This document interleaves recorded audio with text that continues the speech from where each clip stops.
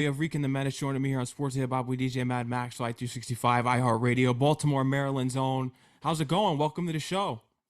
What's up? Thank you for having me. Of course. How does it feel now? Because I think you relocated to LA. So how's it feel to be out of the whole Baltimore scene and now you're out in LA, the place where all the stars go? Man, let me tell you something. I love Baltimore so much, but I just love me some palm trees and beaches. Like, it's just something you're not gonna get in Baltimore. Like, I swear to God, everybody love Baltimore, but when they go back, they like, yo, it's depressing as shit out there. Like, I'm talking about gray sky, motherfucking boarded up houses, but I like going back home though. You feel me? I like when I go back home because I don't go back home that often. So when I come, it'd be a situation every time. Baltimore, it's always crazy to see because you think of King Los, you think of rappers that are from around there, of Uh-huh. course. But you're one of the ones that are on the up and up now, especially hearing all the news about you signing to Columbia, getting this Foxy Brown co-sign. So Mm-hmm. what did it mean to you to get that Foxy Brown co-sign because you were big into her growing up as well as the Locks and Eve? Man, that shit crazy. Like I remember being young as shit in the car. My father be playing E, Foxy Brown, um, TLC, everybody, and then it's like now the fact that they actually reaching out to me, it's like, damn, like I ain't gonna lie, it feel crazy. I'm very grateful that they noticed me though, cause it's like that don't happen to everybody. Motherfuckers be rapping 10 years plus, they still don't see their ass. You feel me? No. And that's the thing too, because I do my research about you. There are people always asking you, how does it feel to get so quick into this deal now with that, especially not having music out. But the thing is it doesn't matter how quick you are. It's what matters in the end is longevity. So how are you studying the Yep. aspects of other acts in the industry that have been maintaining to stay relevant for so long, even if they did get a deal quick or not? How do I feel about it? How have you been analyzing other acts to stay long in the game, which Oh, is longevity? basically, if I'm answering your question right, I feel like you definitely have to put in the work. Like you can't get comfortable at all, and that's what I realized from people that last long, like people like Nick or Drake, like they always catch up on the wave. They never get left behind. Like they always stay up to date, keep working. That's the main thing. You gotta be consistent. It don't matter. You make a hit today or tomorrow. You have to keep working because motherfuckers will get comfortable and be like, "Oh, I made it." Can I cuss on here? Yes, you can. Yeah, they'll be like, "Yeah, I made it." I don't gotta do nothing else. No, when you start going up, when you feel like you made that, that's when you keep going. You never let up. You always keep your foot on the gas. Never let up. So that's what I take from artists that have a lot of longevity. They don't ever let up. Lord Scooter was the one that inspired you to even write a song when you were younger. YG Tech too, I was Mm-hmm. reading about. Uh-huh. Yeah, little scooter. When I was younger, everybody in my middle school, they was like, we used to be like, yo, little scooter ready drop on Friday. Like we used to be hype every time he was ready drop. Rest in peace to him. But he definitely inspired me to want to rap because he was so hard. Like I just see how he impacted everybody else. Like he had the high skates before they closed it down in Baltimore. We used to go there. I think it was every Friday or every Saturday and he had that bitch lit. He had that bitch jumping. I'm like, yo, I want to do this. I want to give people this feeling. Like when they hear my shit, they get turned. I feel as though that Baltimore, they have so much history out there because Baltimore, I used to go to vacation all the time there. I'm from Connecticut and in New You York, used to so go to vacation there. Where yeah, you used to I used to go? I used to go there, well, the harbor and stuff when I was younger, when I was like in first grade. So I remember coming down to the Uh, harbor, and there was a yeah, the spot in harbor the was cool. harbor called the Fudgery. I don't know if you remember this, but that's where Drew Hill and Cisco, I heard, got their start singing, making Yeah, fudge there. yeah, and I like when I used to like say it's the weekend. My mom want to take me somewhere. We'd go to Port Discovery Okay, downtown. yeah, with the hot air balloons and all that stuff. Yeah. Yes, and I hated Port. Yo, I used to love Port Discovery, but one time I think I was like 7 or something.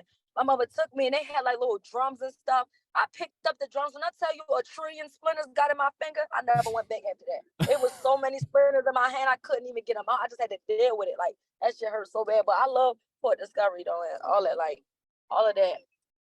Um, it's fun to go to. And the aquarium too. The aquarium is a big thing. That's what everybody want real quick. The aquarium real nice. They used to have the dolphins and stuff. Yeah, but Baltimore holds a special place in my heart for sure. There's a lot of history that comes out of there, and especially on the entertainment side of things. Because when I was down there, I was like in first grade, so The Wire was being shot down there. Do you remember at all seeing any of The Wire being shot? As historic as the show has Uh-uh. been. Hell no, that came out. I think like the year I was born. Wow, yeah. So you would What have been year did like it come five out? then. Yeah, The Wire came yeah, out it came out. 2005. Oh no, no, yeah, I was born in it. I was like 3, turning 4. Wow. I don't remember that. Hmm.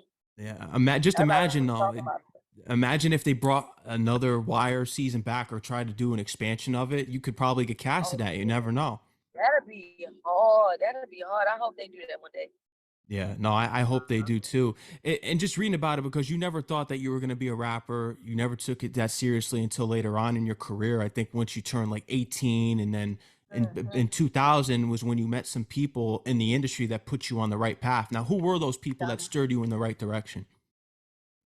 Those people were my old management team, and then they introduced me to Boo. So Boo is the one that helped me get my deal.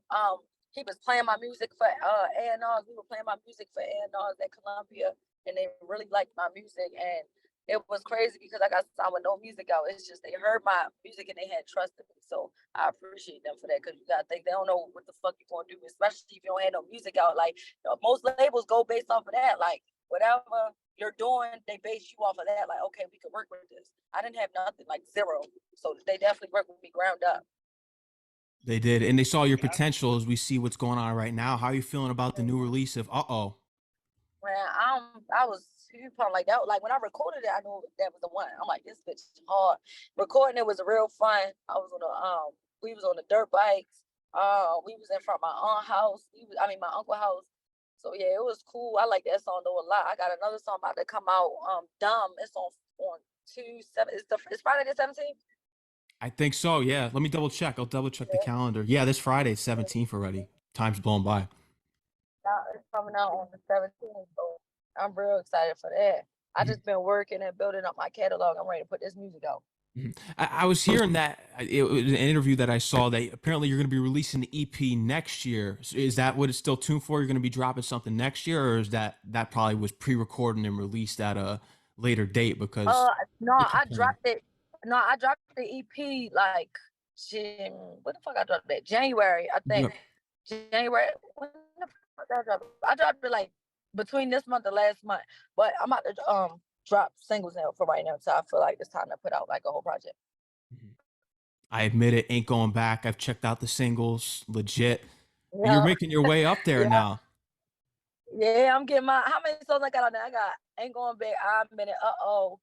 And this fourth record about to come out. Yep, this about to be my fourth single. Al Nice was telling me about this record with Moneybagg Yo.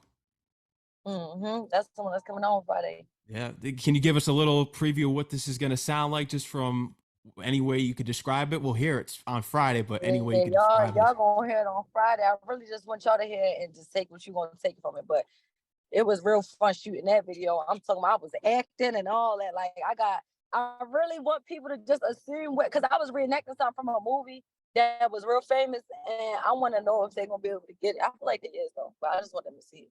I don't want to tell them what I'm reenacting. We'll have to see.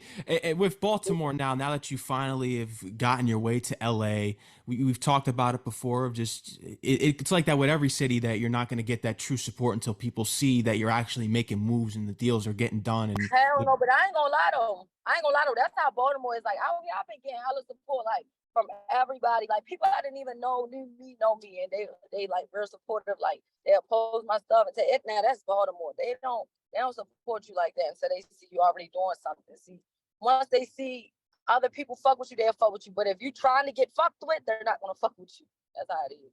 Mhm. I did read Yeah. about your situation and hearing about you recovering from getting shot. I'm sorry that you had to even go through Mm-hmm. that. Have you Yeah. related to acts such as like G Herbo, especially with dealing with any PTSD and potentially wanting to address that in your music to help others that are going through that situation? Yeah, I got some songs. Really much because I don't really like shine a light on stuff like that, but it definitely needs to be for awareness. Like I want to do something for girls that have been shot, because you feel me, like that's not how girls supposed to be getting done out here. Like most of the time, you feel me. Okay, I understand niggas shooting at niggas, but it's two things off limit. That's kids and women. It ain't no rules no more. Like niggas don't got no type of home training. The fuck. So yeah, I was speaking on that on a couple songs, but yeah, I definitely had PTSD a little bit. Like I hear like by my house at 9:30 every night, it's fireworks, and that should be throwing me off when I hear that shit.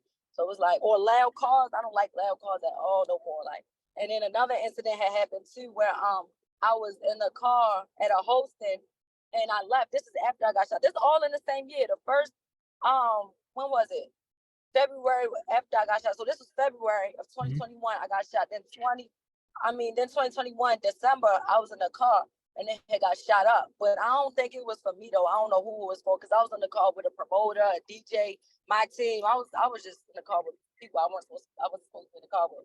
But yeah, so it's like all that happened in 1 year. It definitely fucked my head up a little bit. Like I don't like loud noises at all. Like if somebody in my house dropped something loud, I would be mad as fuck. Like I don't like loud noises at all.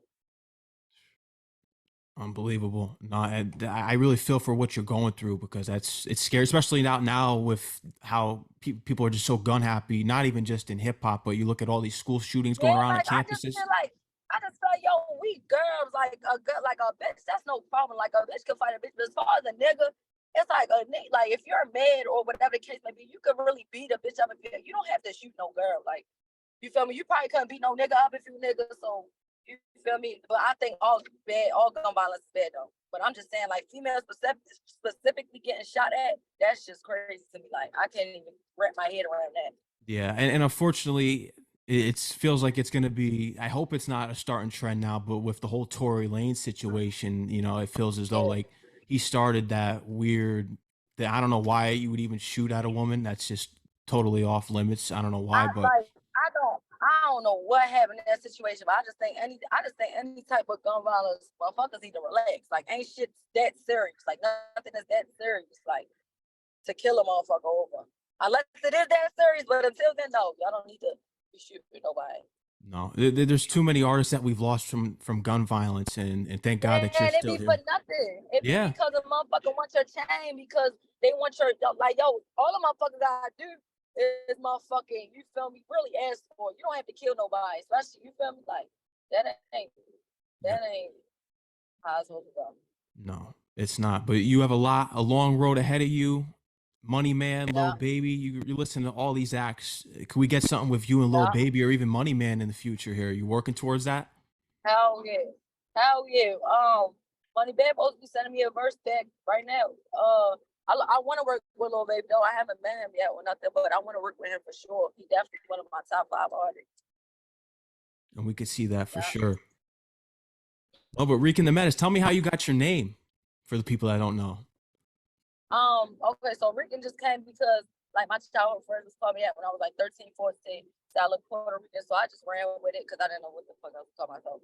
And I'm really Hispanic though. I'm not Puerto Rican, but my mother's Salvadorian and my father Jamaican. So what else? The Menace, I don't know. I just made that shit when I was 18, 17. But now it really means something. It's like, because I'm really a menace for whatever I want in life. Like, it don't matter what it is. I'm going to get it. I'm going to do whatever is necessary to get it. So I just like, that's what a menace is to me. You're going to do anything in your power to achieve what the fuck you want. Exactly. Now, are you big into manifestation? Because I know people, when you even listen to G Herbo's albums, like I've manifested this my whole life. What was your process, and once you finally taken it seriously and Um, achieving the things that It's you so wanted? crazy because I never even I never sat down and was like I'm manifesting this, I'm manifesting that. But what I did, I that's what I was doing. Like I was speaking shit into existence. That's what the fuck manifesting is when you're saying it, you're believing it, and you have faith in it, and it ends up happening. Like I remember I used to be young in elementary school. Like I want to sing. Of course I can't sing. I can't sing like that, but I was like I want to sing. I want to sing. I didn't know the difference between singing and rap. I just knew I wanted to do something on a microphone and just in front of everybody. So yeah, I've been saying that since I was a child, and I don't know how the fuck I ended up in this situation, but I'm grateful that I found my way here because I definitely was thinking about it since I was a child. Now, as far as besides of what you're doing musically, do you have other interests? I know you mentioned that you played an acting role in this upcoming video, but do you have other interests such as acting, even fashion? I saw you in the photo. You got the Montclair. You're already dripped out already. Yeah, So, are you looking to get into fashion, or some other things you're looking to get into? I love yes, I love designer so much. Like I spend way too much money on that shit. Um, what I was about to say, and you said what you said? You said something. I was about to say something towards what you said. Say it again. Oh, the Montclair or Oh the yeah, act? oh Yeah. yeah, no, the actor role. You said the actor. I really didn't want like video. I ain't gonna lie, I did it one take and it looked believable. So I feel like I could really do an acting role, and that's with no acting schools or nothing. So I feel like if I went to acting schools for a little bit, really got my like like act together, really learn how to do it. I feel like I could be in like a movie or something. I want to do that in the future. I don't want to just stick to rapping. I want to do everything. Yeah, you always got to expand. You can't stay in the box. Now, as far as roles go, what would be do you think would be the role that best fits you that you would love to portray in a movie or TV show? I definitely feel like it gotta be something like close to me in real life, so it could be natural. Like I don't want to do nothing that is like too far out my body. Like something like I feel like it gotta match my personality a little bit. Like if I wrote in a movie, I'm gonna play that real well. Now that you're out in LA, what would you say is the benefits of really being out there now that you're out of Baltimore as far as making connections on the entertainment industry side of things? Wait, so What would you say are the what's the question? major benefits of being out in LA right now that you're finally out of Baltimore and you're making the Of connections what? out there? Of being in LA as far as making Oh, connections. everybody come to LA. At least one time in a year, everybody's down here in the end of something, so you can meet a lot of people. And then it's like on one person you meet might know 30 other people. Them 30 people you meet know 50 other people. Like it's just a lot of networking going on down here. So it's real beneficial. I'm not like in a sandbox by myself. Like I could go outside, meet anybody, which is good because I'm an artist. So I be trying to work with different artists. And that's the thing that people are going to feel your lyrics, as you said it before, because you're rapping about real shit. Of course. Yeah, like I'm not like I have songs where I'm just like you feel me. It's a fun. It's not really too deep, but then I have songs that touch real deep. So where people that don't want to speak on certain shit could relate. You know what I'm saying? Like people that going through shit that they don't like speaking about. I talk about that in my songs so you don't feel alone. That's important because there's a lot of times people just rap about what's going on, you know, as far as the trending topics. They say on one thing, just the money, the cars, but there's much more of that. And I appreciate you going further in that and not being Yeah, afraid to expand. people feel like I don't got that type of music because I ain't put it out yet. I'm gonna put it out, but I just ain't put it out yet. I'm real versatile. Once you get that Foxy Brown feature, it's over because we last time we heard her was on Full Circle with It's Nas's over album. with. It's over. No, I think the last time she popped out was on Nicki Minaj. Was with Nicki. That was the only person who brought her out. I'm trying to bring her out too. You're trying to bring I'm her gonna out, get you. not just get the verse. You're trying to I bring was her. talking Yeah, to that'll her. be a movie. Yeah, yeah. Fire. Rican Da Menace, is there anything else you would love to let your fans know, audience know, upcoming performances? We got the record already coming out, Moneybagg Yo. We know that this Friday the 17th. I'm coming out Friday. Stay tuned. You got it right there. And they can follow you on Instagram and Twitter at Rican Da Menace. Go stream all my songs right now. Download them if you're a true supporter. Go download all of them. You already I'm know. sorry, my phone keeps. No, it's all good. Trust me. I want to thank you for coming on the show. Shout out to Al Nice for connecting us. And shout out to, I think your manager is in here with us. Well, he's been helping us get set up here tonight. So shout out to him and getting us all worked out. Shout out our radio, shout out Milano, shout out Boots, shout out Carla, shout out everybody. Shout out. Absolutely. Rican Da Menace, thank you again. Take care. Stay safe. I look forward to everything that you have on the way this year. Big things. Nice meeting you. Nice meeting you. Enjoy the rest of your night.